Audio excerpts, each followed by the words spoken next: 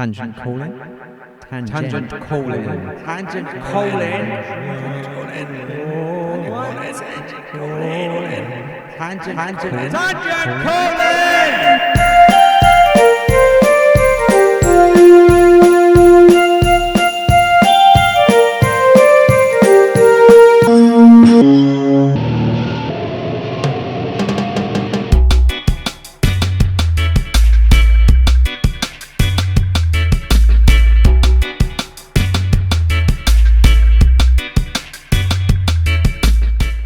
Yo ho ho, welcome to Tangent Call-In, the podcast where we go off on weekly tangents based on the books we publish. Each week we talk to writers like Jane Duffus and Jonathan Evans, or artists like Stanley Donwood, or historians like Mark Steeds.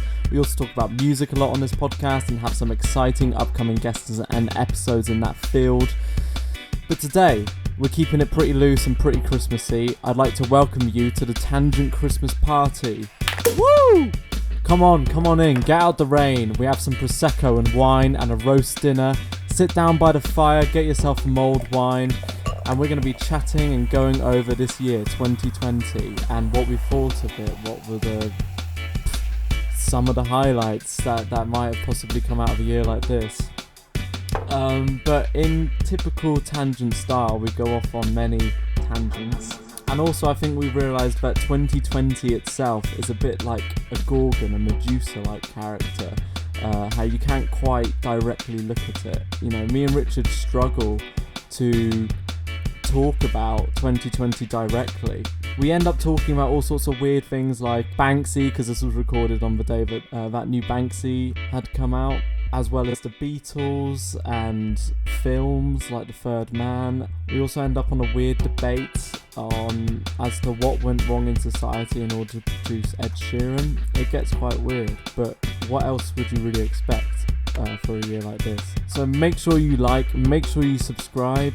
It really helps us out and you won't want to miss future episodes, especially what we've got in store for 2021. My name is Sol and my co-host is Richard.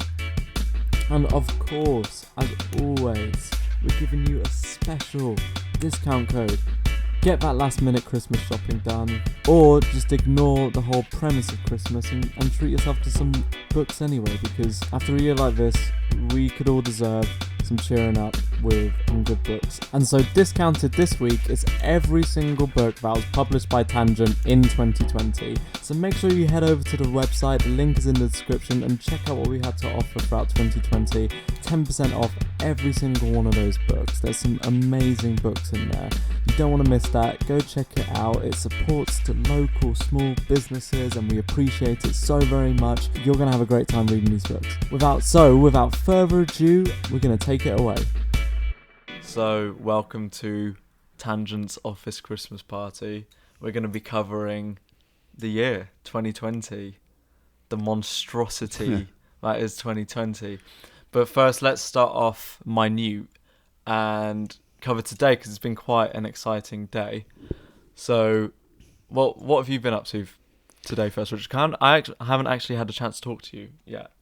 I've been at the pop-up shop Wonderland in Knoll Constitutional Club on the Wells Road, and people have been coming in, and everyone has said, my phone's been going crazy. People have been coming in and saying, "Did you know? Have you seen? Do you know about the?" What is it, Sol? What have people been talking about all over Wells Road since first thing this morning? Potential Banksy. The Banksy painting at the bottom of Vale Street. Yeah. Wow. Do you know it's about how long has it been since Banksy's done a painting in Bristol? Do you want to know exactly? Yeah. It was not roughly. No, exactly. It was February the 14th, 2020. How do I know that, Sol? What's the significance of that date? You are Banksy. No, I'm not Banksy. Although I've never been seen in the same room as him at the same time. It was Valentine's Day. Valentine's Day, yeah. He did one in Marsh Street in Cotton Hill on Valentine's Day. And it was... 2020? Yeah, was it 20? Yeah, it was. Yeah, definitely. Yeah, it was this year. All right. Yeah, it was his last one. And there was a big gap. The one before that was a girl with a pierced eardrum around the back of Spike Island, and that was So that was about 5 years ago. Yeah. And so 2 this year. If it is a Banksy, I'm not convinced it is yet. I mean, it looks like a Banksy. It does. But he hasn't confirmed it yet. I've not had a really good look at it yet. It's just at the bottom. It's about 50 yards from my house. In fact, technically, my house is on Vale Street. It's on the corner of Vale Street and Balmain Street. But why is Vale Street famous? Do you know? I do know. Yeah, I didn't know before today, but it is Britain's or England's. I think it might even be Europe's, actually. Really? Well, I didn't see that. I think it was certainly Britain's. Certainly Britain. Yeah, Britain's steepest street. I think it has an angle of 22 degrees, whatever that means. But I think actually it's Britain's steepest residential street. I think that's the key thing. right. So the steepest street in Britain with houses on. But actually, what it is that it's a steep street. Don't get me wrong, but the last 5 yards are really steep. It sort of drops away. Yeah. So it's like a vertical drop. Yeah, I know. It's really difficult to to walk down it. Steps. It'd be very difficult. We do egg rolling down it every Easter because we live at the top of Vale Street. All right. And so every Easter, it's been going on for about 30 years now. We've been organising it for the last 10. But yeah, all the local people bring their hard boiled eggs out and roll them down Vale Street individually. Not a sort of. Sometimes people do it all at once. This is an individual one. And is this like a slightly posher version of cheese rolling? I don't know if it's posher or not. Well, cheese rolling is, of course, cheese rolling is a Gloucestershire thing, isn't it? Yeah. Yeah, it is posher than cheese rolling because cheese rolling is done by. It's done on muddy hills. Oh, it's madness. Yeah, it's madness. Yeah. It's just outside between Wootton under Edge and Dursley. Can't remember the name of the hill, but they had to ban it, didn't they? Because people were getting so badly injured because they have these giant cheeses and people run down. Yeah. And get crushed by ridiculous. these huge cheeses, Yeah. and they fall over and put their feet down rabbit holes and break their ankles, and it's just madness. It's one of just like. And they're all pissed as well. Yep. There's not much else to do in Gloucestershire, is my understanding. No. Than to run down hills chasing cheeses or being chased by cheese. It's a high point. So I found out about this Banksy thing pretty much as it started to kind of started to notice it, because I was on Twitter and some people were starting to kind of post, oh, I've noticed Banksy. And when did you find out? Because when I messaged you already knew about it. Because I think for the first 10 or 15 minutes or so I was thinking, well, is this really real? And then I started thinking, oh, maybe it is. So then I messaged you and you had already known about it. Yeah, because someone messaged me and said that a neighbour. Oh, right. And then they sent me a picture and they came into the shop and we were chatting about it, and so people have been coming in all morning saying, oh, do you know about the Banksy? Yeah. And then loads of people messaged me. Locals. And yeah. So it's exciting. It's big. I wonder why I put it there. There's usually a really good reason for why Banksy puts stuff. It's one of the features of his art is that often the location is important.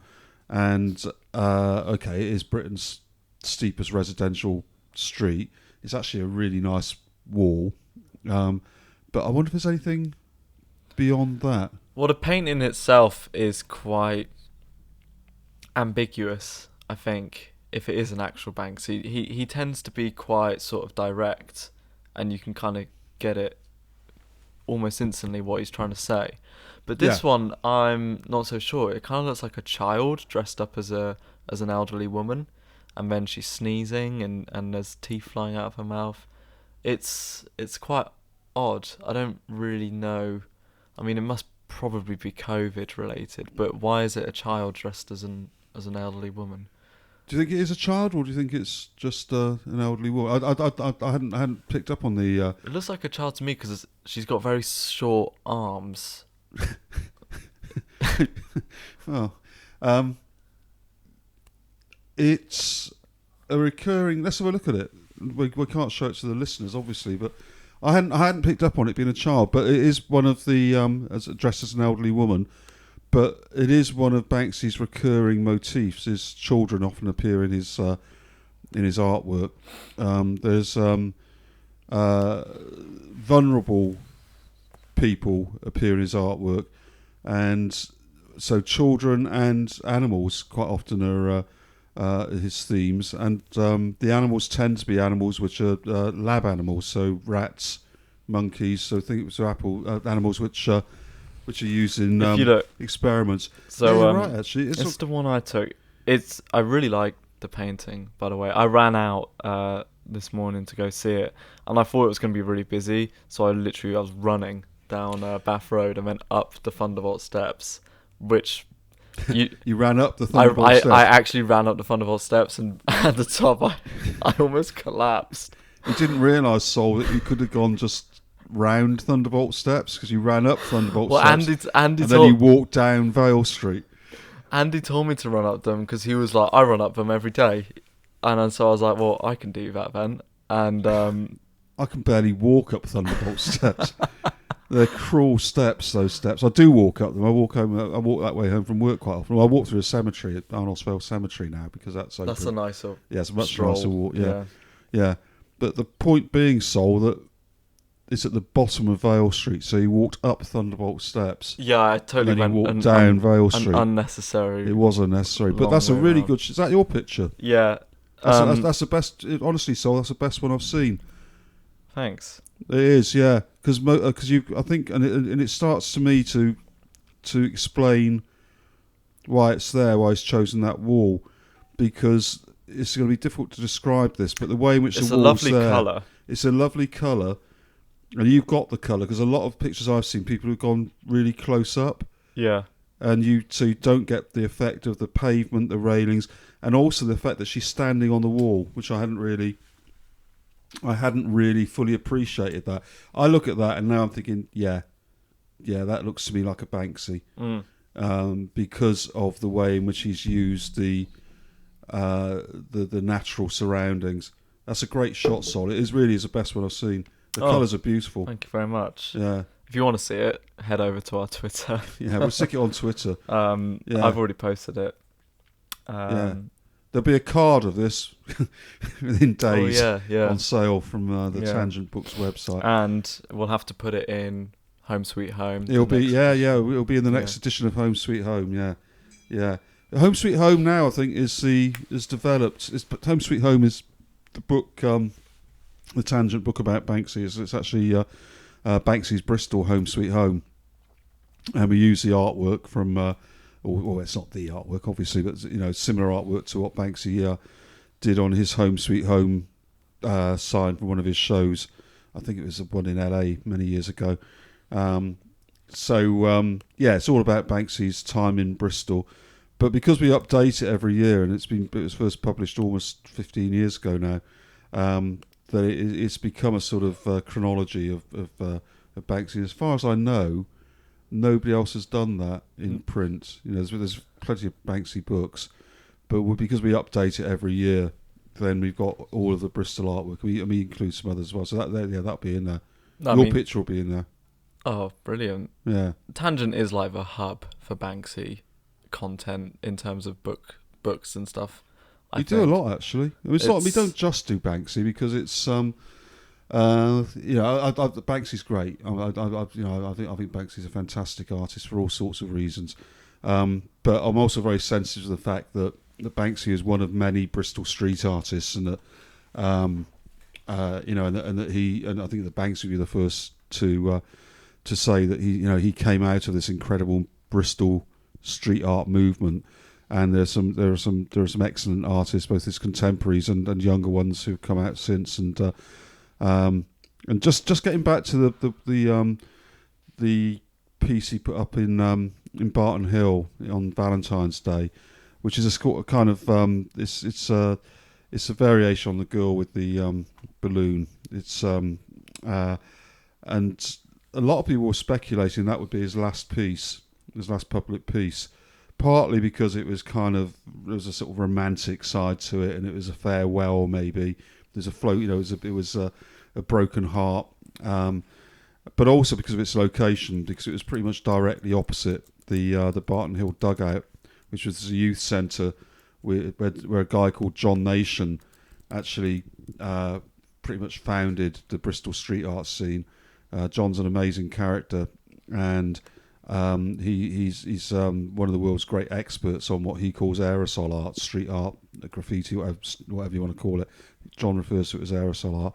And so basically, John introduced street art to this youth centre in Barton Hill, and kids from all over Bristol came there, and it spawned some great writers, some great graffiti writers, some of whom are still working today. And obviously, Banksy would have been there very, very young. He wouldn't have been one of the main protagonists. He's about 10 years younger than the main guys, who would be Inky, still very active today, worldwide renown, a great artist. Felix, who wrote Children of the Can, the definitive book of Bristol graffiti, which Tangent publishes. Nick Walker would have been there. Nick's now an internationally acclaimed artist. But there are also people like Chio, who still writes locally, and Loki. I like Loki's work a lot. I've not seen so much of his work recently, but he's a great freeform, wild style letter writer. Really, really good stuff. Really sort of old school Loki. So and Banksy would have been on the fringes of that. So the fact that the last piece he did in Bristol, before this Vale Street one, if it is a Banksy, was directly opposite of the place where he first would have been introduced to street art, was seen to have some sort of significance, and a lot of people thought, well, maybe it's his final piece where he's going back to where it all began as a final statement. Yeah, why do you think he's kind of come back to Bristol? And because he's been doing quite a bit. I don't know, and the location of this one is I find really odd, because looking at your picture, which you can find on our Twitter account, yeah, it's a perfect wall, but it's the steepest street in Europe or Britain. It's South Bristol, where Banksy doesn't really do that much work. So I don't know I don't know is a short answer. Previously, you could see that some of the pieces in Bristol, since after Banksy moved away from Bristol, some of the pieces were only when he was on his way to Glastonbury, for example. So he was obviously visiting friends in Bristol on his way to Glastonbury. So the gorilla on Stapleton Road appeared at that time. You could see, well, he was clearly going down to Glastonbury, and he'd obviously stopped in Bristol for a few ciders and did that on his way down. This one, I don't know. I don't know if Banksy still lives in Bristol. I thought he lived in London. I think he now lives in the UK. But anyway, people love speculating about Banksy, don't they? This is another book which we were involved in, was Banksy Myths and Legends, which was based on all of this sort of speculation and the myths and the legends which grow up around Banksy. And I think that you said, Sol, that there's already sort of lots of myths and it was really funny actually about how this piece happened. When I was stood there, some reporters were going around knocking on doors and stuff, and I was listening in. Some people saying like, "Oh yeah, it was last night. There was a tent there, and there was people in high vis." And then other people were saying, "It was early this morning. I came out, and there was a tent up, and there was traffic cones and stuff." So already people are like, the different stories. So I don't know who's lying. But the funniest one was when I stood there. I was kind of sat there for a while. My phone died as I was running up, because I didn't really know where it was. So I had the directions on my phone. I was running around, and then as soon as I got there, my phone went to 1%. I was like, oh no. So I quickly snapped those photos, one of them, the one that I just showed you, and then my phone died. So then I thought, well, I'll just sit here and kind of watch it for a bit. Oh, and another weird thing happened as well. This a Bentley drove up and down the street What, up and down Vale Street? Yeah, with blacked out windows. Yeah.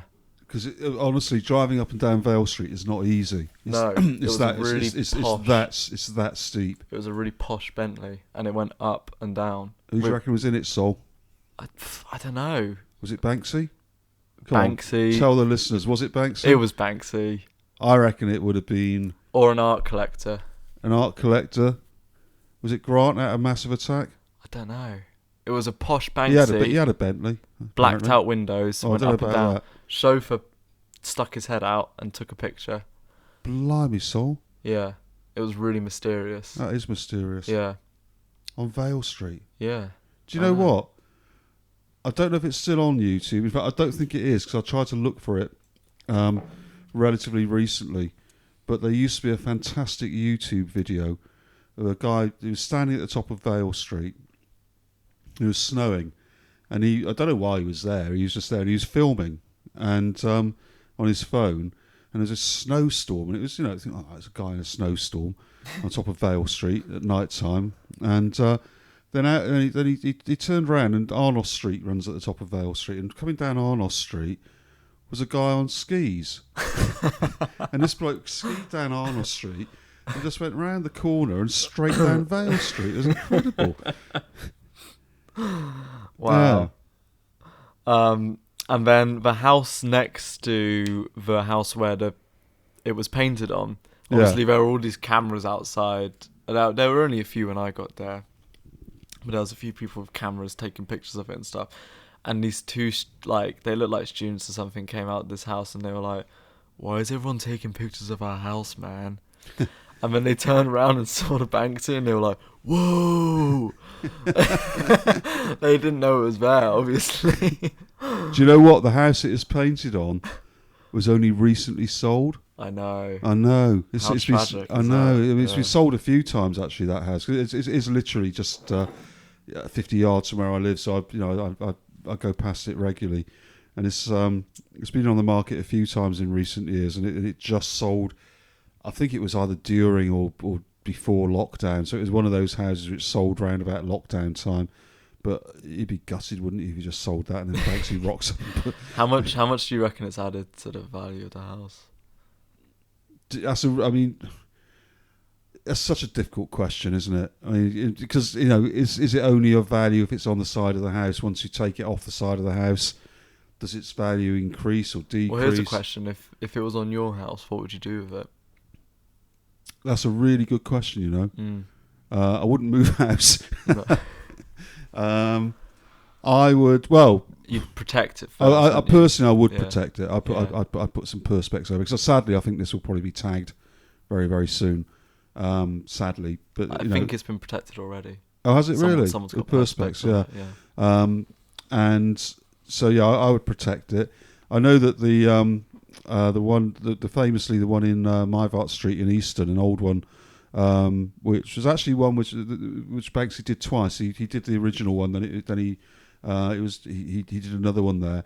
It was the Click Clap Boom one. It's a really long piece, and the owners of that house put it on the market years ago as and they sold it as a Banksy with house attached.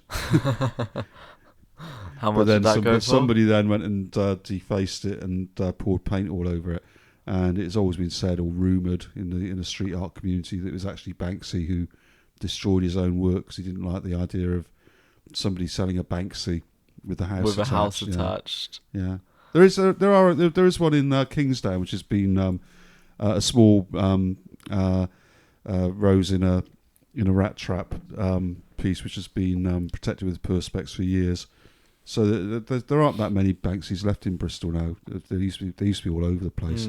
But there is an app, which, funnily enough, I was involved with doing. If you go on the App Store or look for it on the Android store, then Banksy's Bristol tour has got all of the remaining and the historical ones. I noticed actually that there was one that's been recently painted over in Montpellier. It was very, very faded, but someone's painted the wall outside their house, and it was one of the it was a heavy weaponry one, the the elephant with the gun on its back, and you could just about make it out, but somebody's re-rendered the wall and painted it. And there was one in Easton, which it's such a shame this one's gone, because it was such an unusual Banksy. It was an Inky and a Banksy down a lane in Easton, just off Mivart Street, and I know it's a Banksy. He'll never admit to it because he didn't like it.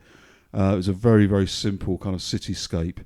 But I know that someone who was painting with Inky and Banksy at the time and said it's definitely his. And someone painted over it, painted the back wall and painted out. I don't know that one. No, I've got a picture of it somewhere. If I can find the picture, I'll stick it on Twitter. Yeah. But it's I've always liked it, but it was very unusual. It was just like a doodle, really. The Inky was far more striking next to it. He's kind of transforming himself, intentionally or not, into a sort of modern day Robin Hood almost figure. You know, he was a local lad, became this massive worldwide famous artist, and now to the point where his paintings go for millions, and now he returns to the streets of his home community, paints shit on walls, and then people's, you know, property and stuff, it just increases by so much, and he kind of brings the money to his local community. I think it's so cool. Wasn't there a pub or something that was gonna... I think he should do it more with, you know, although I guess they probably decrease in value the more he does it. But, you know, places that are going to go under, like, our venues at the moment are under threat of this. Check out our episode about that with Dave McDonald. You know, going around and painting things on venues and stuff, and local places that need help to get money for them. I think that's a good thing to do. Yeah, it is. I mean, he doesn't do that much of that. I mean, Banksy's, you know, hugely generous, as I understand it, in terms of support of various political movements. Well, you know, the whole Palestine thing, and also the fact that he bought a boat to help save refugees in the Mediterranean. So, you know, he does support a lot of radical causes. Historically, when he was involved with the Eastern Cowboys, he supported their water aid movement as well, but, you know, did some paintings for them very early on before he became famous. But, you know, yeah, I mean, he's no doubt you know, one of the good guys. The Robin Hood analogy is I think very apt, because as with Robin Hood, no one knows Banksy's identity, and also this idea of, you know, of we're all in on the secret, really, and no matter, you know, even if the authorities really took us into the dungeon in you know, the Sheriff of Nottingham took us into the castle and threw us in the deepest dungeon, we wouldn't tell him who Banksy is, in the same way we wouldn't tell him who Robin Hood is. And so I think that's a good analogy. So I think, yeah, Banksy's art changes people's lives, you know, and both financially, but in terms of, but also in terms of publicising as well. You know, all the work he's done in Palestine has sort of highlighted the what he would no doubt consider the injustices suffered by the Palestinian people, and you know, but you know, there's so many people who bought canvases at the Seven Shed exhibition, which was his first big exhibition in Bristol in 1999.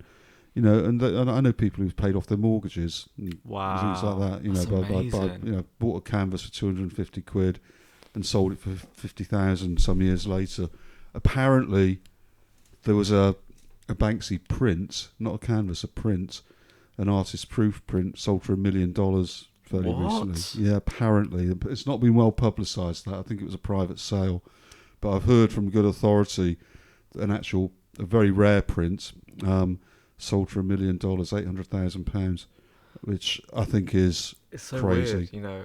I think when I went to Amsterdam a couple of years ago, I realised, like, how kind of I took it for granted, because I'd grown up in Bristol, and so, you know, you go to town and you just see Banksys all over the place, because there's one at the bottom of Park Street, there's one in Stokes Croft, they're everywhere. They used to be all over the place. He was really prolific. So it was just a normal thing you'd see everywhere. And then side of the Thekla, that was there for years. Yeah.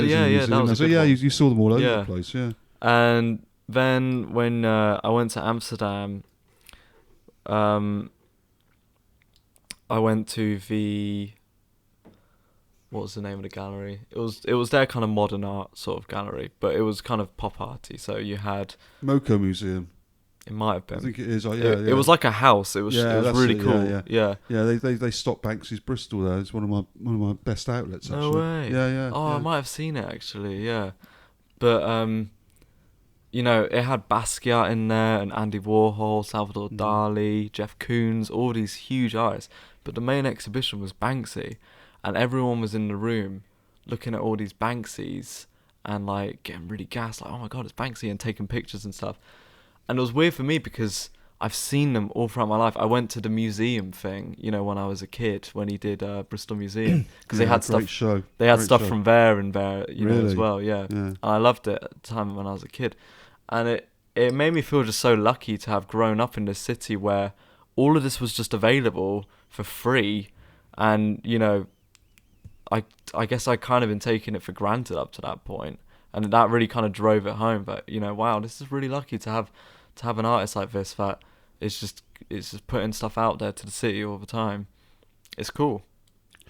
It's very cool. And of course, Banksy would say that when he was growing up in Bristol, that he probably had a similar experience to you through the work of 3D, Robert Del Naja from Massive Attack, who was Bristol's original graffiti writer. He was the first. He was the first writer in Bristol, one of the very early ones in the UK. He was directly inspired by the train writing from the Bronx in New York. So and I don't think that Robert Del Naja. Well, I know Robert Del Naja wasn't as involved with the Barton Hill movement because he'd been bussed twice by the police by that time, and had been told that the third time he would be sent down, and he took the decision to not Focus on music. Well, at that time, the Wild Bunch were just starting, so he was focusing on the music. It was made very clear for him he was facing a prison sentence. He decided he didn't want to go to prison, I think. The police had his number. In fact, in Wild Days, Beezer's book about that whole scene, I'm pretty sure that we've got the charge sheet from the picture of the charge sheet for the second time that he got bussed by the police. So Robert Del Naja and the Z Boys were two of the original Bristol crews. But Banksy, is on record as saying that it was when he was going into town in the same way that you saw Banksy's as part of your everyday experience for him, seeing the 3D Robert Del Naja pieces particularly around Stokes Croft, but also again he was prolific and he painted all over town. Some great pieces. It's No Great Crime is probably which is down an alleyway in Stokes Croft is probably one of his great pieces, I think. But anyway, we're supposed to be reviewing the year, aren't we? Yes. Yeah, we've got that covers We've today. That covers today. Yeah. So it's my birthday on Tuesday. Do you want to talk about that a bit, or should we? Should we go talk about Wednesday first? This is Thursday. Oh, we're going to go through 2020 in reverse, day by day. So you're in for a long haul, listeners. A long haul. I can't even remember what I did yesterday. I went to Wonderland. Oh, yeah, you did Wonderland yesterday. Yeah, you ran the shop. Yeah. Yeah. Did you enjoy it? I did, yeah. Did you? It was cold. It was cold, yeah. But, it still is cold. It looked lovely. Yeah, it was a nice kind of magical place to be. Winter there was some Wonderland. really cool stuff in there as well. The pottery was great. Pottery's lovely, yeah. Yeah, it's Juliet. It's Juliet Fleming and Sarah Jordan. They're two local South Bristol potters and ceramicists, and their work's fantastic, yeah. Yeah, those sculptures were good as well. Oh, Jerry Ortman sculptures, yeah, they're great. Yeah, what makes me laugh is that Jerry, who's a dear friend and neighbour of mine, and a fantastic artist, he's brought these sculptures along, which are about 3 feet high. They're relatively small for him, and they're really quite intense, aren't they? They're sort of metal and stone, and I love it. I love it, yeah. But what he's done is he's just written on a bit of foolscap, Jerry Ortman sculptures, £500. I know, yeah. There's no explanation about who he is or what he is. Yeah. I've got to put a sign up. I liked that. I liked the swagger It's funny, of just putting that out there. Yeah, it's just next to the vinyl, between the vinyl and the and Bob's Balms. So you got the vinyl for 15 quid or whatever, and Bob's Balms for 3 quid, and you got Jerry Altman sculptures 500 quid. Yeah, just pick one up and pick it up and go. Yeah. Hey, we're not going to go through day by day, though, are we? The year in reverse order. Let's not do that. No, let's. Yeah, where do you want to start? I want to. Should we go back to the beginning? Should we kind of do it in a sort of chronological? I'll tell you what we're going to do, Sol. I reckon we're not going to talk about COVID directly, but we are going to talk a little bit about the lockdown and what we did in lockdown and how it affected us from a cultural perspective. I mean, the whole year wasn't in lockdown, though. January, February were clear. Because I went on holiday with my family and my girlfriend in February. Did you? Yeah, to Port Marion. So it wasn't. Did it wasn't. You? I didn't know that. Oh yeah, and it was so nice. Well, you stayed in the village. Yeah. I love that place. I've not been for a few years. It's where The Prisoner was filmed. Listeners. Yeah, in North Wales, and you can go and hire out the cottages there and spend some time there, and it's like beautiful, you know. It's super like magical, all the colours and everything. Yeah, and we had a great time. It's a lovely beach, isn't it, in Wood as well? The beach and the forests, and it's just I love it. And then we managed to get to a couple of gigs as well before essentially the year closed out, really, but before it, terminated into lockdown. We went to go see Sandy Alex G in Liverpool, which was amazing. And I got to meet him afterwards and chat to him. If you don't know him, check him out. And then I also got to see my favourite band, Dive, as well, in Liverpool. And I got to meet them after the gig and chat to them, which was super cool. So February was a good month. A lot kind of happened. And then I think it was March that we went into lockdown, wasn't it? March 23rd or thereabouts. I know that because it's Maggie, my partner's birthday. All right. Which was a Sunday. I think we went to lockdown on the Monday after. Yeah. So lockdown started in March. But I had a knee operation in January. So February I was out of my face on Tramadol, getting over the knee replacement, and then we went into lockdown. So it was a bit of a weird start of the year. But I think, but fine. Did you think you hallucinated COVID? Yeah, actually, Tramadol is quite powerful, so it certainly has some hallucinatory properties. But I think one of the things for me was that, particularly the first lockdown, was that I actually started going a bit retro, and because I found it difficult to keep up with any new work. Because it was difficult to go out, well, not possible to go out. So films, gigs, etc. Couldn't do it. So I kind of started exploring, going backwards and rediscovering some old music and which I really enjoyed doing that. Me and too. I was surprised where it took me as well, because the two things which sort of stay, I checked out loads of stuff, old Bob Marley, old Roxy music, all sorts of, Deep Purple, all sorts of things, and which I like. But I was really surprised that the two things I think I enjoyed most in terms of music rediscovering were the Pixies, particularly Debaser and Doolittle, and the album, which Debaser is one of the tracks, and Linton Kwesi Johnson, particularly Dread Beaten Blood, and I was so pleased to rediscover those, those particularly those two albums, Doolittle and Dread Beaten Blood. So I love those albums. I just haven't listened to them for ages. Right. Okay. Yeah. I mean, I'm the exact same as you. I don't know if many albums actually came out this year. As far as I can tell, there's not been many that have caught my attention. So I was kind of, going back and listening to old. I listened to so much music this year because, for those who don't know, I've been living in Liverpool for the past 4 years. I did my undergrad there, and then the past year I've been doing my master's degree, which I've just finished. And so while I was doing my dissertation, which almost ruined me, I was listening to loads and loads and loads of albums to get me through it. And so I was, adventurous as well, and listening to stuff I never ever listened to before. I've got a list of my top ones here. Oh, a list.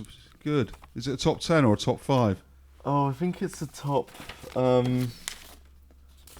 albums this year. Top ones. I don't know. It's 13. Was it these ones which came out this year? Or ones No, just probably the ones that helped me get through it the most. I mean, my dissertation. If anyone's interested, you can ask me, and I'll hit you up with it, because I'm super proud of it. I got a first in the dissertation in the end, so it all paid off, and I managed to get a distinction in my masters. But yeah, the dissertation is called "Locating Decadence in the Genealogy of Post-Modernism." So it's about taking the decadent movement in late Victorian England and France. This group of writers and artists that were kind of doing very weird things at the time, and arguing that it is a precursor. They were the first group of artists and writers to be actively doing postmodernist art. And my kind of central thesis is that this is due to the way that they were almost prematurely reacting to the conditions of capitalism, which were kind of starting to, and consumer culture, which was starting to sink their fingers deeper into society and culture at the time. So while I was doing that, I decided that I should probably listen to the Beatles, because I'd lived in Liverpool for 4 years and I hadn't listened to a Beatles album all the way through. And so it was one of those where I was listening to it, I was like, man, the Beatles are good. The Beatles are really good. And everyone was like, oh, yeah, obviously. But yeah, I heard they're quite good. Yeah. The Beatles Revolver was my favourite Beatles album. Oh, it's really interesting, Sol, because I wouldn't say I'm a huge Beatles fan. I reckon that sounds silly, doesn't it? I think we're all Beatles fans, and I think that people who say they don't like the Beatles say it for effect, because my question would be, well, which Beatles don't you like? Is it the Beatles that did Revolver or Rubber Soul, or is it the White Album Beatles, or is it is it the Sgt. Pepper's Beatles, because they were evolved so much? And but what I find interesting is that different albums at different times are the ones which are sort of held up as being their finest work. And so, you say, Revolver is the one that which meant the most to you. When I was writing about music in the 80s and 90s, and, the indie bands then, we were all saying Rubber Soul is the definitive work. Yeah, Rubber Soul has too many of those cheesy moments, like, baby, you can drive my car, beep beep beep beep beep. You can see that. You can see that in the sort of bar, in that kind of indie music of the 80s and 90s, though. That was very much the theme. The White Album, I can remember being held up as some of the great. I did like the White Album. I've always liked the White Album. I like But I think now the White Album isn't regarded as being their strongest work, but in 5 years' time it might be. Personally, I think that Sgt. Pepper is their masterpiece. It's got my favourite Beatles song on it. Oh, which one's that? Have a guess. When I'm 64. No, A Day in the Life. A Day in the Life. No, I was only joking. Yeah, it's a great. Well, is it a song, or is it 2 songs, or is it 3 songs? Well, it's one song in the track listing, so. But it was written as, wasn't it written as 2 songs, which they kind of melded together? But they merged it together. No, it is one song, I think. It is a whole. Yeah, but I think originally, didn't it start off as 2 songs? Yeah, it started off as 2 bits, and they didn't know what to do with them, so they put them together. But that still means it's a single song. Oh yeah, no, I know, but it's. To me, I think it works really well conceptually, because you have John Lennon's intro, which is all kind of like, I heard the news today, oh boy, and it's all sort of dreamy, and then it clicks, and it's Paul McCartney, and to me, John Lennon is the dream, and Paul McCartney is the person who wakes up in reality, and then I love how he goes to work, then someone says something, and then he says, and then I've slipped into a dream again, and then you hear John Lennon's voice again, and it's all reverbed and yeah, it's a great track. it's brilliant. Yeah, It's a fantastic track. I think it's one of my favourite yeah. tracks as well. Although I remember the Beatles track which I remember the most from when I was a kid, because I was aware of the Beatles when I was a kid, even though I was probably a bit too young for them. But they were on the radio, and I kind of asking my mum, oh, who's that? And it was either the Beatles or the Monkees with the the one which I've sort of really first discovered for myself, which I still love, is "Come Together," which is a great track, and also it's dark as well. Do you think? Oh, gotta be good looking. You can feel his disease. There's something. It's quite. It's John Lennon always has that darkness just underneath. I really like John. He was shot on my birthday. Yeah. Yeah, it was the 40th. It was the 40th anniversary. It was my this year. 22nd birthday, and I remember waking up in the morning in Swansea, in this hovel of a room in Swansea where I lived as a student, and we'd been out the night before, and we just got so wasted. I remember waking up with a terrible hangover. I had one of those radio alarm clocks, and it went off. And the first thing I heard was that John Lennon was shot in New York this morning, in the early hours of this morning. And my immediate thought was, we didn't do that, did we? Really? Honestly. In Swansea? Well, I couldn't remember where we'd been, what we'd done. I thought, when you wake up, you've been in a state and you feel guilty. Yeah. Think, oh no. Yeah. So it's also Jim Morrison's birthday, I think, isn't it? The 8th of December. It is. Yeah, and my nana's. Your nana, was she a rock and roll kid? I think she probably likes a bit of.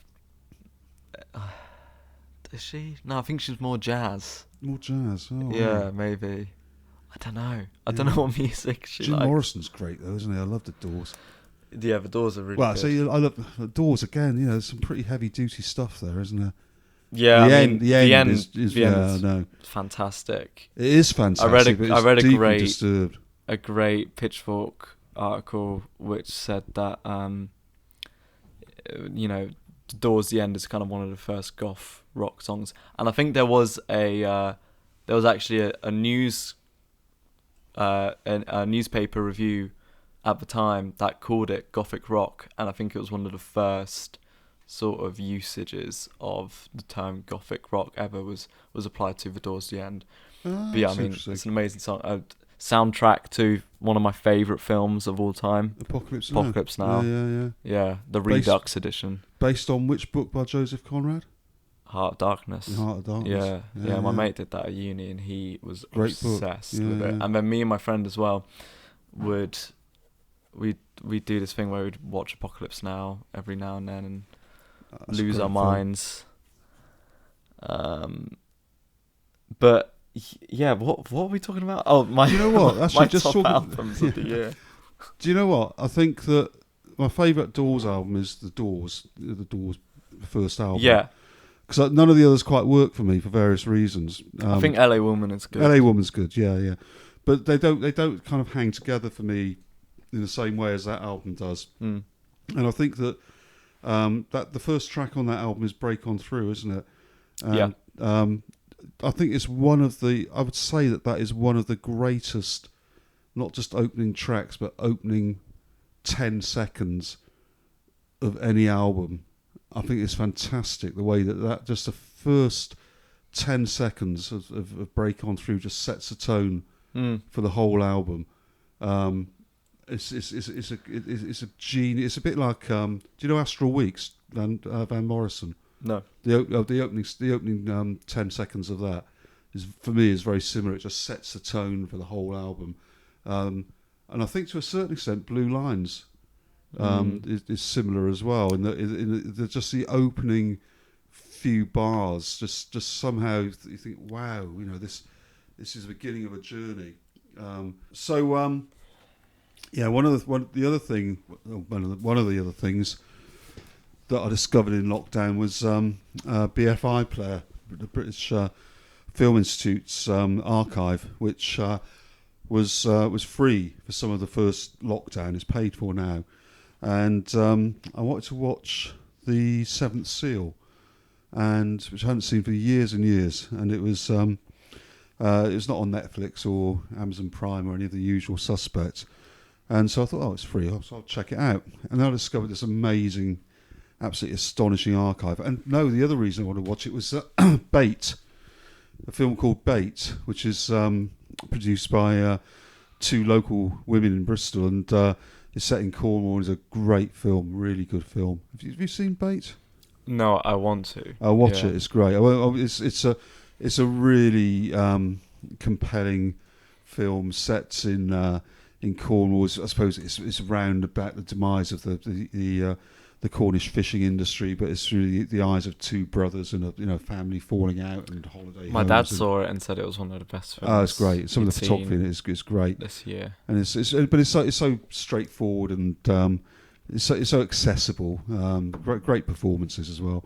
So anyway, it was on BFI Player.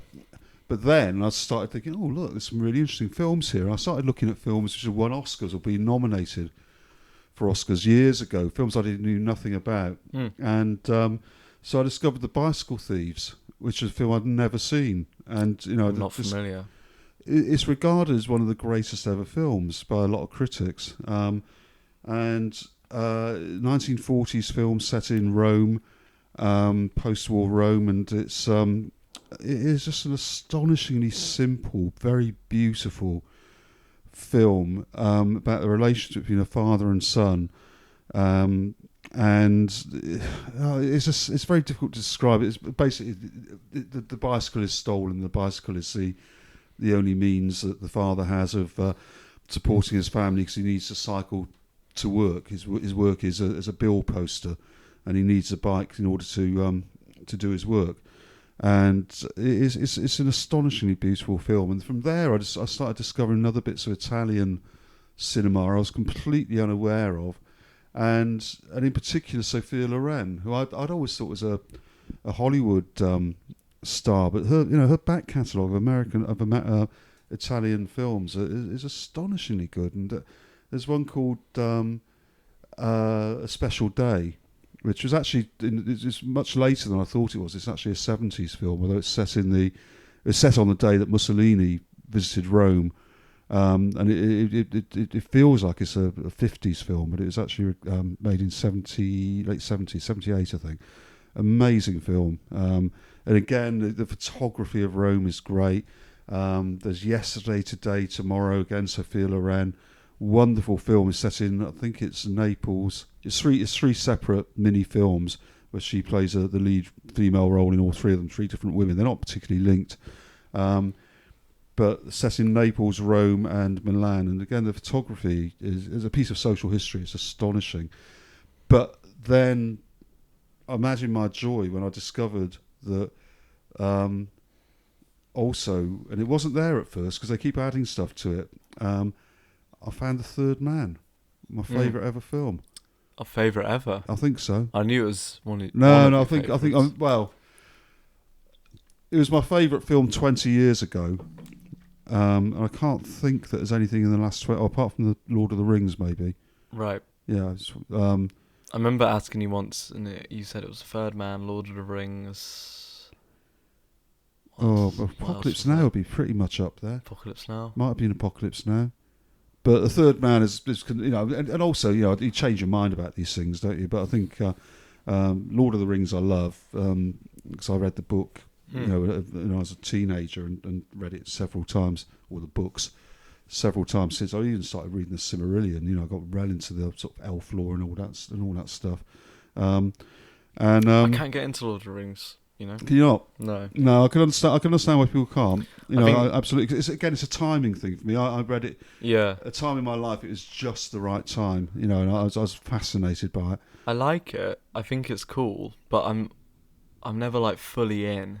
I just got completely absorbed in it. I think politically as well. Tolkien always said that the Lord of the Rings wasn't political. I think he was wrong, because it so obviously is. What do you think? It's like a political allegory. Yeah, absolutely. I can't. About what? Well, it's about fascism or communism. It's about oppression. When were they written?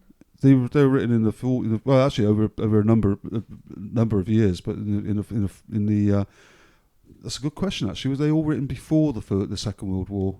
But certainly it would have been, after the Russian Revolution and the rise of Stalinism and the rise of fascism in Europe. So it was against that backdrop and against the Great Depression and all that. So to me, they're so clearly. I wouldn't go as far as to say political allegory because Tolkien said they weren't. We have to accept that he wrote them, so he's entitled to his view. But the themes, I'm not talking directly about the about the metaphor or the allegory, but the very fact that you've got this sort of this Sauron, this kind of creature. He's not even a physical being really. He's an idea, isn't he? That controls people's minds. To me, is communism and sort of Stalinism or fascism and whatever these sort of monolithic beliefs are and these beliefs which oppress people. It's so clear. But also I think I was just getting into Celtic mythology at the time, and and there's just so many parallels there, and I just think they're really well written as well. It's a great, they're great stories, they're great adventures, and of course, Peter Jackson did an incredible job. Do you like them alive the on the big screen? I think it's astonishing films. The Ralph Bakshi animated one from the 70s? No, I never liked that. Oh, I loved that. I kind of prefer that to Peter Jackson. I think it needed the epic treatment. It did. But I think for what it is, yeah, I wish there was more of it. But there's so many cool, trippy moments in that film. Yeah. I mean, it's an interesting film. For me, I've always seen the Lord of the Rings as sort of a great epic, like like Beowulf or one of those great sort of sagas, and I found the animation for me didn't do it justice, but it was a wrong medium for me. And of course, the role of Gollum in Lord of the Rings is astonishingly powerful. And again, it's almost like I think the idea of him being a victim as well as an evil creature is so well done. Yeah. And the battle scenes, are great. But all of that to me is what comes across in the books as well. I also found it strange that they took out the Tom Bombadil bit from the books. I never understood why they left. I mean, they couldn't include everything, but that seemed like a strange omission to me. But anyway, we're not talking about the Third Man, are we? We're talking about Lord of the Rings. No. Yeah. We should be talking about the Third Man. The Third Man. Well, we go off on tangents. It's what we do here. So I've not seen The Third Man for years. I love the film, but when I watched it again recently, I was really surprised that the bit I think of about The Third Man is Harry Lime and the cats and the shadows and the the epic scene in the sewers beneath Vienna, and I thought, well, that's what the film was about. And of course, that's a really tiny part of the film, isn't it? It's really what is it? It's like 10 minutes. 10 minutes. So, which I find really strange. Yeah. But you like The Third Man as well, don't you? I really like The Third Man. I first encountered it in third year of my undergrad. We did a noir literature and film module. And so it was one of the films in there. And I thought it was really, really good. And Orson Welles is so charismatic in it. Like you said, those are the bits you remember, but like most of the film, he's not in it at all. It's Harry Lime, not Harry Lime, the other guy. What's the other guy called? I can't remember his name. You can't even remember his name. But he's wandering around. He's a regular Joe, isn't he? Yeah. He's looking for his friend Harry Lime, and so I mean, that's one of the techniques I really like, is that Harry Lime is this character who has got a certain romance, but is also a bad character. In that, you know, some of the contraband he's selling as a direct effect on was it a polio vaccine? Something like that. Something like that, wasn't it? So he's some of his activity has meant that kids didn't get the right vaccine. Yeah. So he's a bad person, you know. He's tied up in this sort of underworld of it's not your typical kind of noir sort of. No. It's normally like drug dealing and like proper like gangs with shootings and stuff like that. He's just like a kind of dodgy pharmaceutical salesman. Exactly. It's weird, isn't it? It is weird. It's a weird kind of, film. I mean, the cinematography is so good in this film. It's by Robert Krasker. He used all these expressionist techniques. One thing especially called the Dutch angle, where I didn't know that. he would tilt the camera, and so then that gives it that kind of effect where it looks like everything's all kind of. That's what gives it that whole atmosphere that everything's sort of out of. What am I trying to say? Been out of academia for too long. Yeah, it's everything's a bit warped, isn't it? Yeah, warped. Well, not quite warped, but the music adds to that effect as well, doesn't it?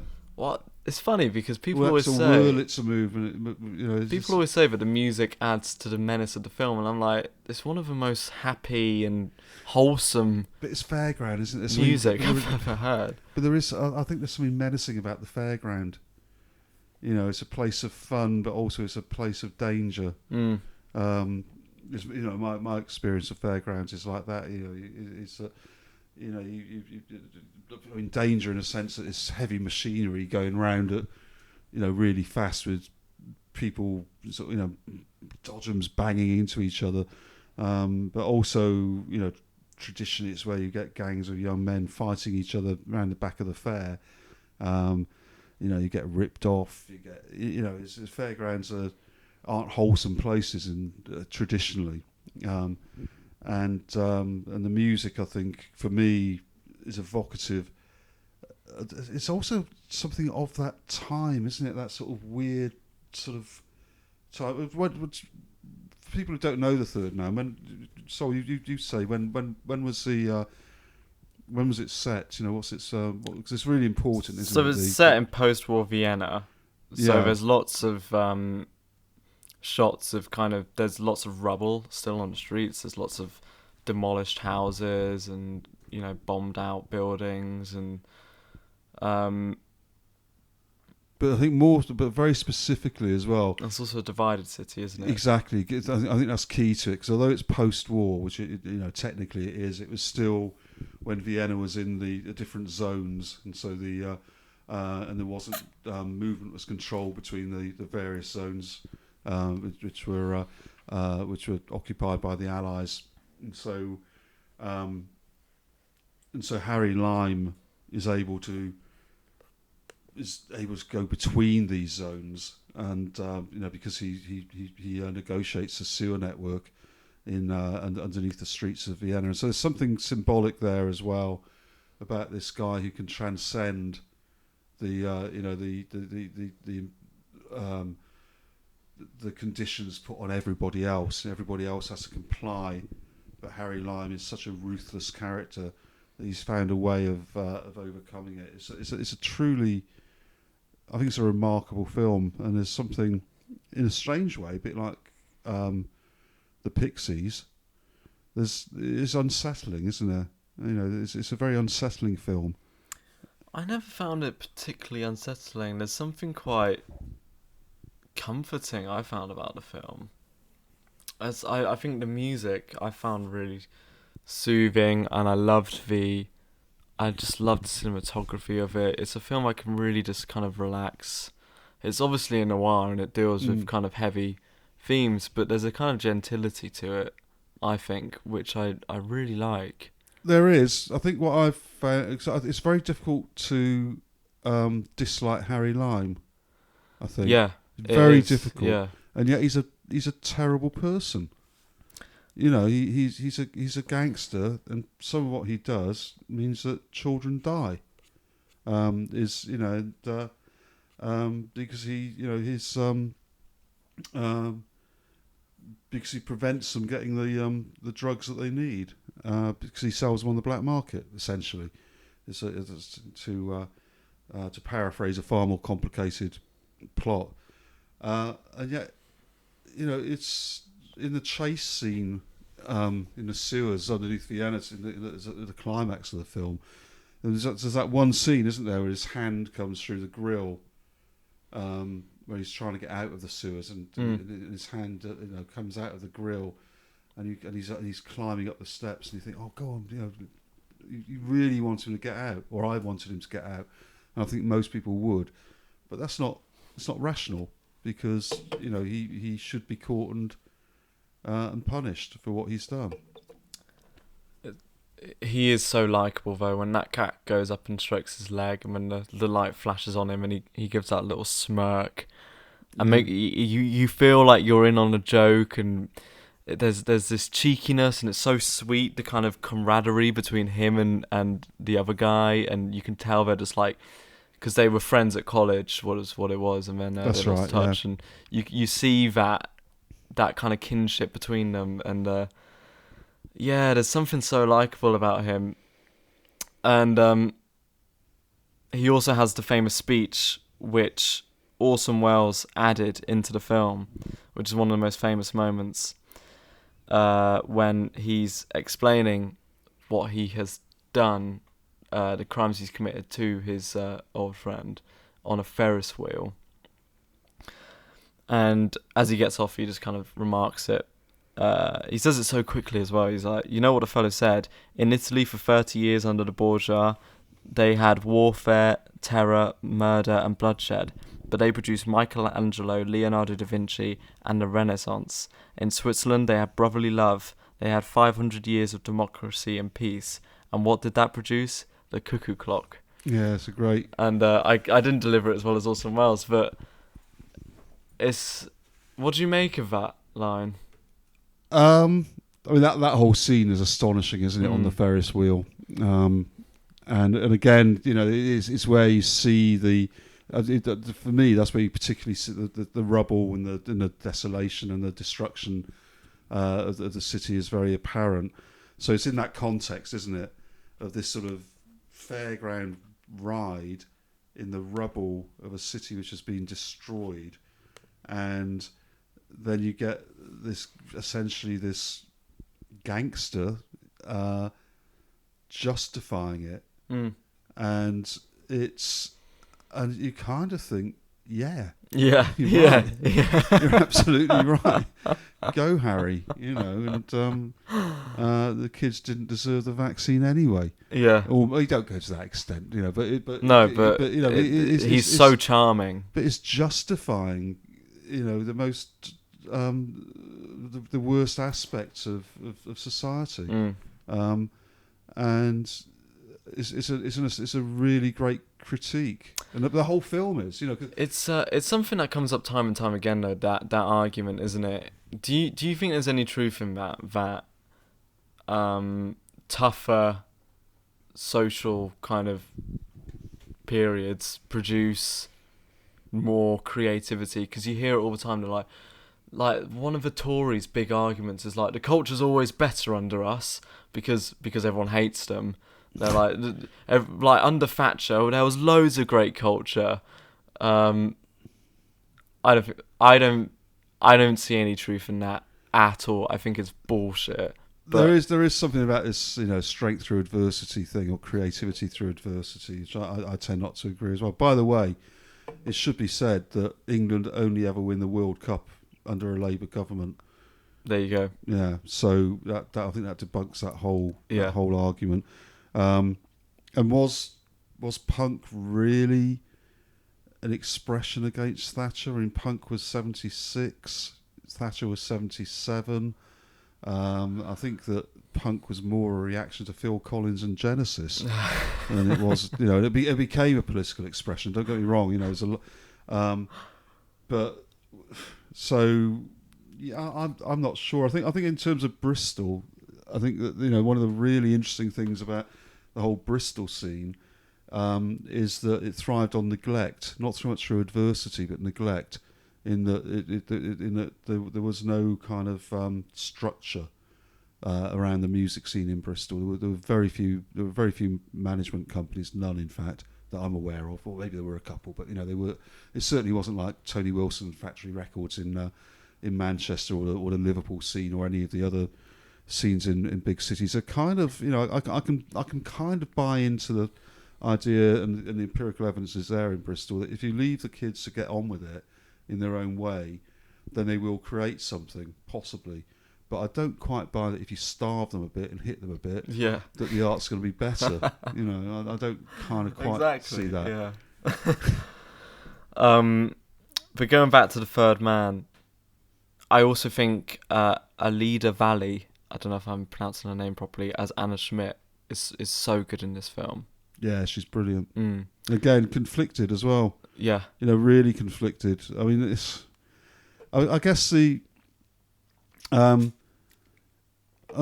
Harry Lime's old school friend is kind of the straight guy in this, isn't he? He's the narrator, if you like. Holly, his name is. Ah, that's right. Yeah.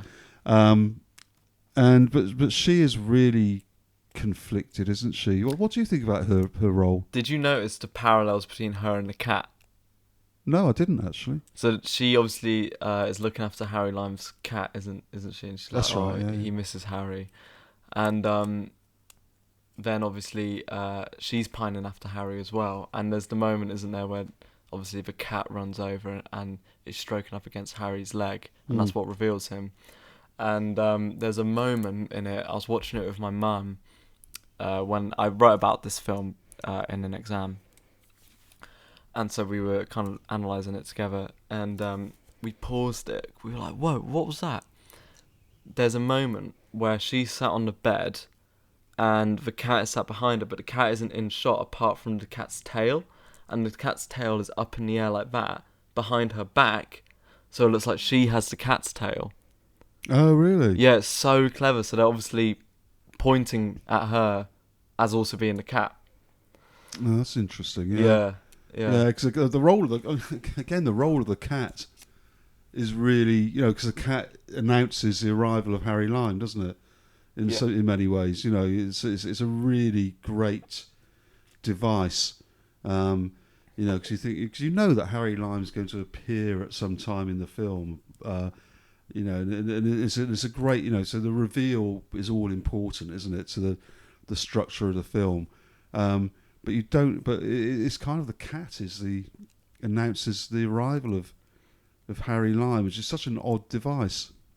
It is. I mean, a cat as well. You think a dog, possibly. You don't really associate cats with having that sort of affection for their owners, do you? I mean, they're famously independent. And certainly. I'm a big cat lover, and my cats have a lot of love for me. Have you got how many cats have you got? 2 at the moment. You had to think about that, didn't you?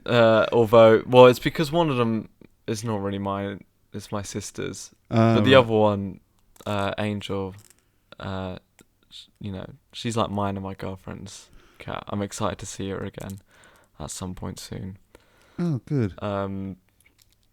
But I think the point is though that that usually you think dogs as being faithful to their owner and cats being independent and and just going off at night and doing their own thing, whereas dogs so choosing it to be a cat which is obviously pining for Harry Lime is I find quite unusual. Just as a bit of an aside, what would you say the other great cat in contemporary or in art is? The second greatest cat. There's loads. Are there? Yeah. You got the Cheshire Cat, obviously, from Alice in Wonderland. Yeah, I wasn't thinking. I wasn't thinking of the Cheshire Cat. You've got the cat from The Master and the Margarita. The devil turns into a cat. Yeah. True. Or no, it's not the devil. It's a cat. It's a cat. Yeah. That's 2. The It's not loads, is it? the big white fluffy cat from Cats vs Dogs. Oh yeah. I think you're Uh, starting to get a bit thin on the ground, aren't you? I don't think you've identified the greatest cat. what would you say? Fat Freddy's cat from the Freak Brothers. Undoubtedly the greatest ever cat. I don't. Check it out, listeners. The Freak Brothers. Oh, but in terms of that kind of Fat Freddy's cat. you also had another cat. That was another Ralph Bakshi film. What was the name of Fritz the cat? Oh, Fritz. Yeah, cool. Oh, yeah. Now you're that talking. was a Now you're talking. Fritz the cat. or a Robert Crumb comic. Yeah. Fat Freddy's Still cat. not as good as Fat Freddy's cat. Yeah. Check out the Freak Brothers. It was the 50th Oh, anniversary. Garfield, of course. How can we? Yeah. There's loads. You just googled cats. I you? haven't. But then again, you got Cats, the movie, which is potentially, apparently, one of the worst films ever made. I hear. Oh my god, yeah, Cats. I forgot about The that Cats. film. Cats. So Andrew Lloyd. So now we're talking about Andrew Lloyd Webber in the same sentence as Harry Lime and Fat Freddy's It's Cats. Tom Hooper, isn't it? Tom Hooper, the man who beat David Fincher's Social Network at the Oscars, the 2012 or whatever, 2011 Oscars. You know, is also the director of Cats. Oh, is he? I wonder where you were going with that. Oh, that's a relief. I thought you drifted off there. Hey, Sol, we've not done that well, really, have we? We haven't even really We've talked not really about done 2020. any of the stuff we said We've we were going talked to do. about a film from the We go over 1940s ages. and And I haven't some even talked about Banksy, a Linton Banksy Quays, painting that came out today. which And we might didn't not talk even about be Linton. Banksy. I think it is, though. And I was going to talk about Linton Kwesi Johnson, and you haven't said what you wanted to say about Surfer Rosa. No. We talked a little bit about the Beatles, and you've got another 8 albums which you haven't even mentioned. This is hopeless. Yeah, we'll do another episode. Yeah. Yeah, we'll definitely do another episode. Well, this one will look forward as well. We haven't even looked back properly, let alone look forward. Oh, let's look forward now. So next year there's going to be... No, let's save it for a full episode, right? Okay. So this year we did new edition of Banksy's Bristol in terms of books, which was a major update. Really enjoyed doing that. And more pictures, a bit of a rejig. And what else did we do? Jono's book. Jono's book, yeah. The Mystery of Ernie Taylor's Abdomen and Other Stories. Really enjoyed that. Great book. Yeah, Bristol check out his podcast as well. That's great. And Bristol Short Story Prize, the 13th. The 13th. I've been doing that for 13 years now. The anthology. Really, really strong anthology. They always are, but this year I think is possibly the strongest. Although they're always good, but this year maybe the strongest. And stories from all over the world. And we did After the Revolution with Clive Stevens, a really important book about local government and local government democracy, and Clive's idea about the mathematics of power and how that is undermining democracy. Really complex arguments, but really well structured.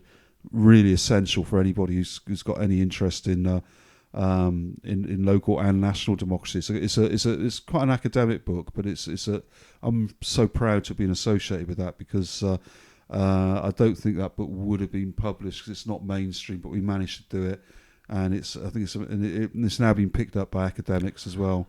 And Clive's ideas are really important. And Slavery in Bristol. The great Mark Steeds. Well, I didn't publish from Wolfson to Colston, but I distribute it along with Bristol Radical History Group. But but that's a really important book from Wolfson to Colston.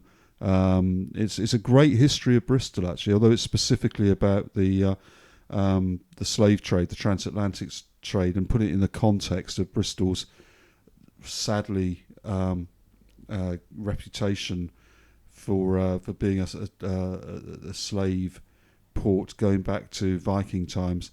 The transatlantic trade being the most awful example of that. But that's a great book. Really, again, a really important book. And it was actually, that book came out the day before the statue was toppled, which I think we have to say, Sol, was probably the greatest event of 2020. Locally, Yeah, yeah. absolutely. Maybe nationally, maybe internationally. Probably nationally. Yeah. And Trump going helped. That's good. But Yeah.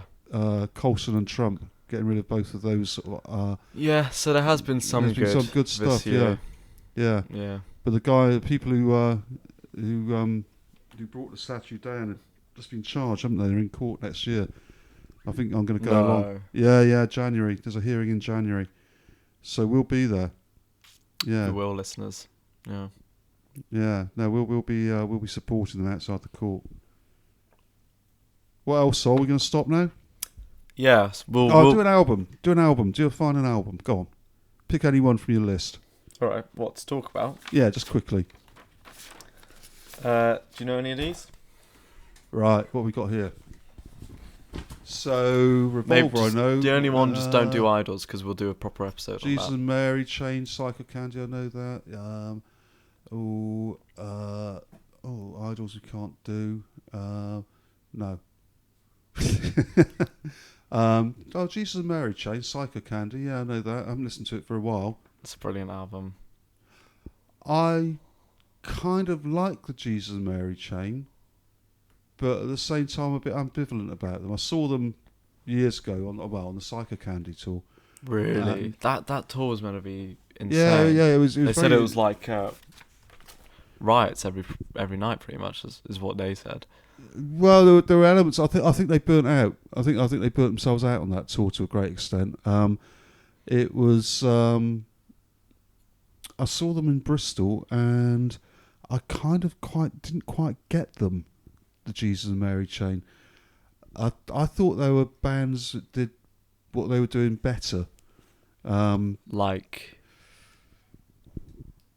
Oh, that's a good question. I thought that I just didn't find the music that aggressive as it is.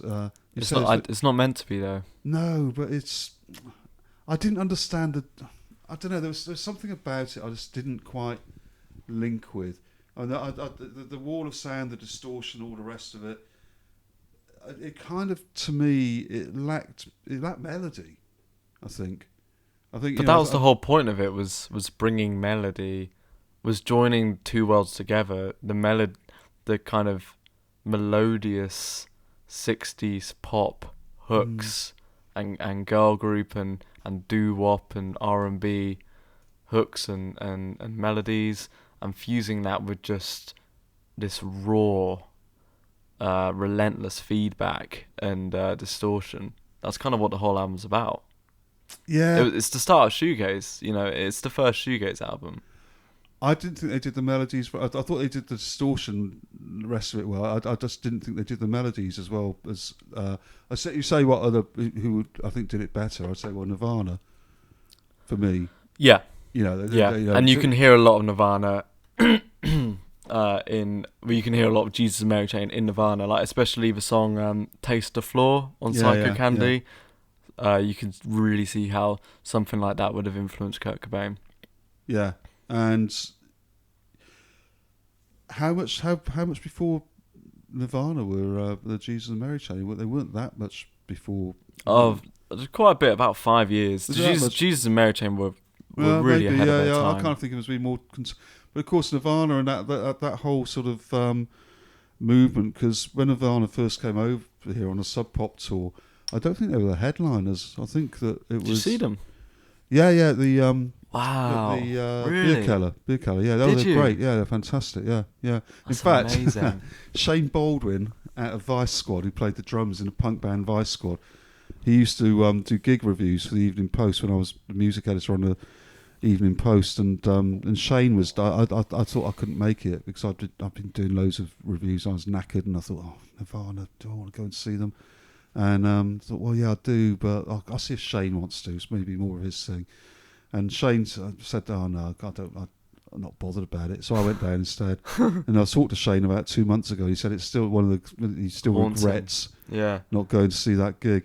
But I seem to remember, I could be wrong about this, because they came over on the Sub Pop tour. Sub Pop were. What year was this? This would have been 87, 88. So this was when they had Bleach. It was before. It was Before yeah. Nevermind. It was before Bleach, or it was yeah. And Sub Pop had a really good press office, because they used to phone up from Chicago. Is it Chicago? Seattle. Seattle, of course. And this was me on doing the music page for a regional paper in the west of England, and the Sub Pop press office phoned up relentlessly and said, will you review the single? Will you review the album? Will you go to the gig? Do you want to do an interview? Blah blah blah. But my memory of this, and I could be wrong, is that when they came over, so they put together. Sub Pop did this first tour of the UK with Nirvana, Tad, and Mudhoney. Okay. And who were the three acts, the three Sub Pop acts? And I seem to remember that Tad with a headline, or either Tad or Mudhoney. Right. I don't even know who Tad are. I know who Mudhoney are. Yeah, I think it was a band. Was it a band called Tad? Quick Google it. So you might have to take it out if I got it completely wrong. But but my memory of it is it was very much a combined tour. Yeah. Tad, they're an American grunge band from Seattle. Yeah, and Mudhoney. What was it like seeing Kurt Cobain in real life? I mean, that's something that for my generation, a lot of people who really like Nirvana, it's such a weird thing because he's always been this kind of he's not here. Powerful, very powerful, presence, great band, but I think all of the things you described as what the Jesus and Mary chain, you say did, I would say tried to do, right. Nirvana did exquisitely, and I never felt that the Jesus and Mary chain, I didn't quite get it. I don't think they did it well. They didn't. I suppose, brutally honest, I felt they didn't quite do it well enough. Although Psycho Candy is a good album, I don't. I think that Nevermind is a truly great album. It is a great album. Again, I do think the production on Nevermind is a bit too clean and commercial. And I think this is where seeing them live makes such a big difference because yeah. And again, their best produced album is by Steve Albini, the same guy who produced Surfer Rosa. Which one did he do? In Utero. Oh, of course he did. Yeah, it's the best sound in Nirvana because Kurt Cobain was obsessed. He was a Pixies fanboy, and he was obsessed with the drum sound on Surfer Rosa, and he was Gigantic was also his favourite song of all time. Oh, I didn't know that. Yeah, so he was really in love with that whole vibe. And then, In Utero is their best sounding album. I still think I prefer the songs on Nevermind. But again, there's something about the timing as well, isn't there? Subconscious. I think this is the thing about music, is it subconsciously, it evokes memories, whether they're good or bad memories, and maybe it reflects the politics and the demographics of the time as well. And I think that Nevermind, that Kurt Cobain, Nirvana, and Nevermind was the right front man, the right band at the right time. For me, that made a big impact on me. Nevermind. I listen back to it now, and I don't think I'll put it in my top 10 albums of all time. Most definitely not. Was it really like? What was it like when it came out for the first time? It was fresh. Yeah. I thought it was really fresh, and I hear what you say about the production, but the production at the time, I thought was strong. Really strong. Yeah. I thought it stood apart, and also it was American. It's an important thing, isn't it? It was different to the British music scene. But it was also kind of time. It's harder, much harder edge. There were lots of soft edges at the time in the post-punk, and Nirvana, they were hard edge. But they were also appealing more to indie rock in the UK at the time, more so than American rock before that, which was like dumb, like Def Leppard and Guns N' Roses and shit like that. So I suppose that, it's the same thing as we talked about earlier on about, without Genesis there would have been no punk. Without Bon Jovi, would there have been Nirvana? And probably not. But yeah, so it was a reaction, wasn't it? I think that's a key thing about a lot of the music I like. It's a reaction to what went before and what's contemporary. It's that role of not exclusively, but that role of music of challenging the status quo. I think it's an important role in any sort of youth culture or subculture. Yeah, which is essentially what we're talking about with these bands is kids making a lot of noise. It's interesting because it's not the same anymore. I don't think. I listened to an interesting interview with what's the name of the guy from Bobby Gillespie from Primal Scream and the Jesus and Mary Chain. He was the drummer in Jesus and Mary Chain. I did, yeah. And he said there's a kind of solipsism to a lot of young artists, people my age, and younger now as well, and slightly older. There's a kind of solipsism to it, and I wonder if it's because, like you said, there's not. I wonder with people my age, and it's something when I'm making my own music as well. What is there to react to in terms of music? Because there's not really a dominant genre. There's not really a dominant scene. It's all divided up, and everyone kind of does their own thing because everyone has their own streaming account. Everyone can go on YouTube, and everyone listens to their own thing, and everyone listens to pretty much a bit of everything. And so when I'm creating music, it's more just like I'm an expression of some kind of inner I think feeling. I know, but you end up with Ed Sheeran, don't you? It's a consequence of not you. I'm not Do suggesting. you? I think so. Ed Sheeran is not an expression of inner feeling. Ed Sheeran is contrived and pandering towards, like, he picks the most famous pop songs throughout history and then rips them off because he knows that he's going to make them like a ton of money out of it because he can just resell the most famous pop songs of all time to you. That's what Ed Sheeran does. It's completely manufactured. That's what I mean. It's completely manufactured. Yeah. But I think it's because it's like so many things. It's about the individual, isn't it? It's I suppose I hear exactly what you say about all the different genres. People only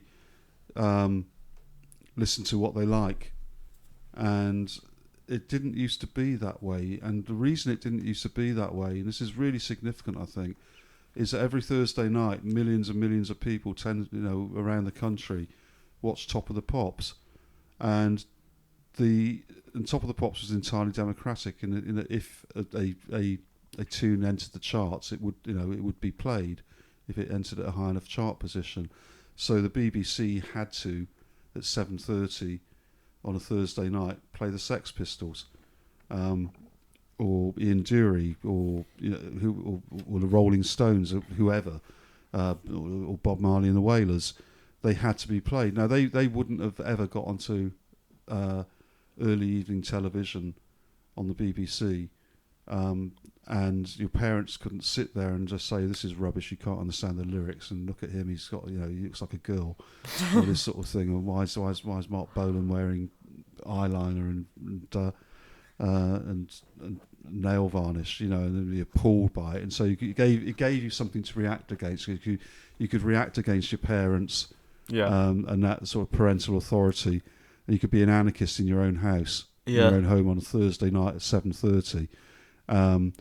And now you can't do that because you're streaming stuff you like over your headphones. Your parents don't even know what you're listening to. Mm-hmm. And so that kind of that healthy sort of recycling of ideas and reacting against ideas, which is what I mean is therefore you get Ed Sheeran, because you get bland. I don't see how that leads to Ed Sheeran. There's always been plastic crap. Everything that's wrong with society leads. You'll realise one day. Everything that's wrong with society. But I would say consumerism and capitalism is what produces tat like Ed Sheeran. Yeah. I think solipsistic teenagers listening to music with their headphones in on TikTok is not really the same thing. I think it's just a difference in consumption, and because people would consume music differently before, pop music became really big in the 1950s, or even just in the 20th century in general. It was more of a thing that you would go. I guess it's becoming less and less of an event each time. Obviously, before music, you had to go to a proper concert hall or an opera to go listen to music. I guess you'd have a house piano and stuff like that. But to see proper music, and then it turned into the TV, so you wouldn't have to go and see it with all these other people, but you would see it with your family. And now it's translated to our phones, so you don't have to show it to anyone else if you don't want to. It's just right there in front of you on your tiny little phone screen. So I think it's just a difference in consumption. I don't think it's necessarily... No, I think it's more than that. I think it's not public anymore. So Yeah. So I think that's what I'm trying to say. But I think it was. But things like, I don't know, for example, punk was a very, very visible expression. And would punk now be invisible because you'd be listening to it, because kids would be listening to it on their phones, so it wouldn't be in your face. So you wouldn't be, you wouldn't have. You wouldn't have Johnny Rotten on chat shows. You wouldn't have the BBC having to play Sex Pistols on a Thursday evening while people were sitting at home having their tea. I think that is a difference. You can hide it now. You can hide it. You can hide the dissent. I don't know. You're being very... I don't want to agree, but you are being very convincing. It's because I'm right, Sol. Oh, we've got to stop now. We've got to end this. Yeah. It's 2 hours. Next year. Yeah, so we'll continue this chat next week. Tune in if you enjoyed this one. These mad ramblings. See you next time. Bye.